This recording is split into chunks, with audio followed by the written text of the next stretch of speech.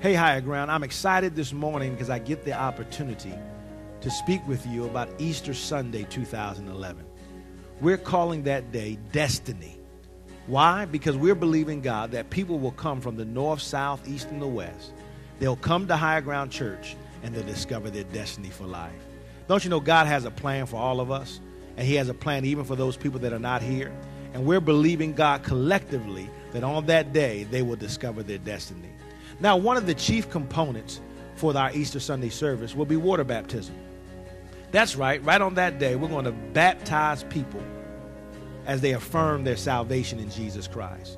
Now, look, I'm looking for people to baptize. You may be here this morning and you've never been baptized. You never have the experience of water baptism. Well, I would like to baptize you on Easter Sunday morning. You may have been baptized before, maybe when you were a young child or several years ago. But let me tell you something.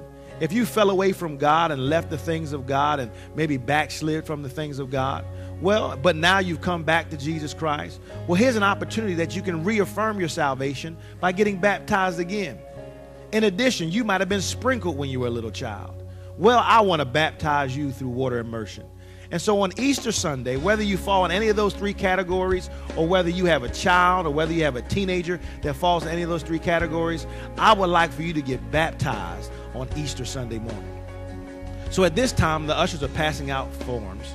And on those forms, I'm going to ask that if you're interested in receiving water baptism, please fill out the form on the reverse side and then place it into the offering basket when it comes around. That will enable us to prepare ourselves for the number of people that will get baptized on that day. Higher Ground Church, this Easter Sunday will be like none other. It will be the biggest weekend ever that we've ever experienced here at Higher Ground Church. See you at Destiny 2011.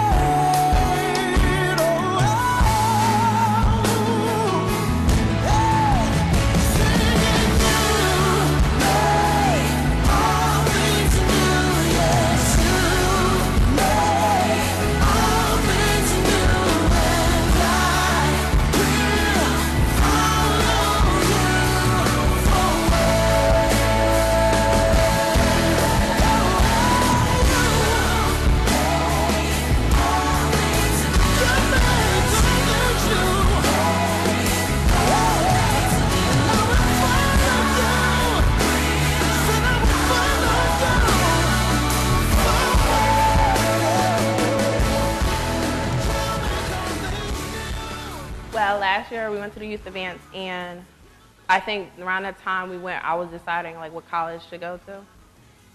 I didn't know what to do. It was just between fighting my parents. Should I go down south? Should I stay home? I didn't want to listen, so I decided to do whatever I wanted. I just basically gave up on everything.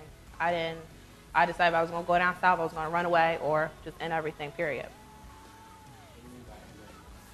Commit suicide. And I remember, I think one night I was thinking about it, and I just remember hearing God saying, your mission isn't over yet. It's not time for you to end. I still have stuff for you to do. And I would say that was possibly like two or either a day or so before the youth advance. I remember hearing that. When I got there, I remember I was helping Mr. Corey with just setting up and stuff. I remember telling him tonight's going to be deep. I think it was Friday night. I said tonight's going to be really deep.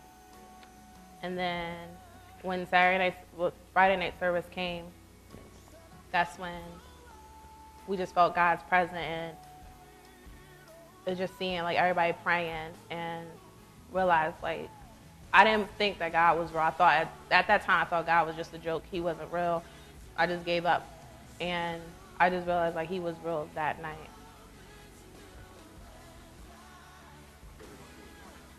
Um, Honestly, I didn't have an expectation that God would change her because it had been so long for me praying for her to be changed.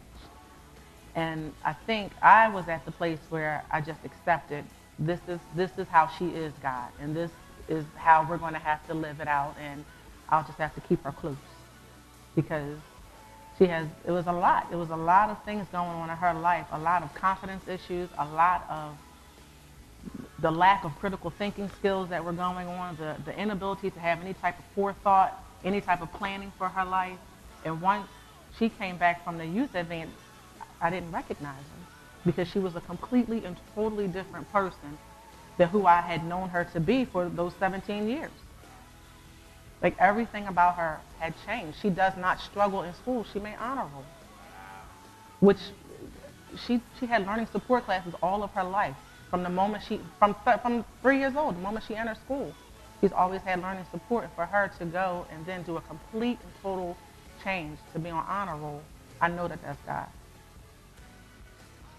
It was for like between a year ago, like a lot of things have changed. I am home now, and I'm glad about that. I didn't go down south to go to school. I'm more obedient to my parents. School's not a struggle for me anymore. Like, I was scared to go to college, thinking I wasn't going to succeed, but actually I am. And I realized, like, I have a calling to work with middle school and high school kids, and I think so far I'm doing a good job. I knew an immediate difference from what she said and how she received what we as her parents would have to say. It's very difficult to look at your child and see the potential that's in her, but to also know that she's fighting you with everything in her just to go against your word just because that's what she thinks she wants to do. And that resistance isn't there anymore. That's gone. For her to get on stage and even to be able to repeat the things that she and I had talked about and the struggles that she and I had had, and to know that they were wrong and to know the right thing to do, that's how I knew that it was God and not any other means or any other kind of intervention, that she had really been changed, because I knew she got it.